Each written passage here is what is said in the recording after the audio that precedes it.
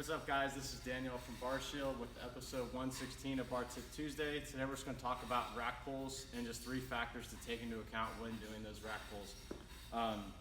So number 1 is going to be the weight, and then you have the surface area that you're dropping the bar on, and then finally the distance, how far you're dropping the bar, if you are dropping the bar. So that's going to affect how quickly your bar is going to start bending. So what that'll look like here, I'm just going to load up 135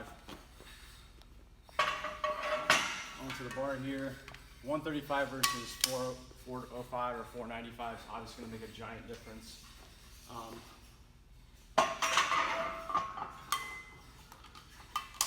So obviously you're working on the top portion of the deadlift here.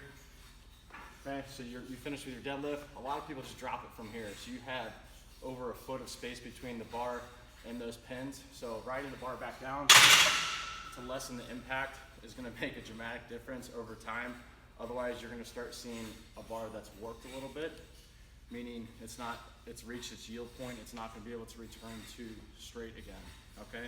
So again, the weight is going to be a huge part of it. The surface area, if you're just dropping on a pin versus the floor, obviously the floor is going to impact it a lot better than just one specific point. Okay, keep those in mind, and if you have any questions, make sure to hit us up, and we'll see you next week.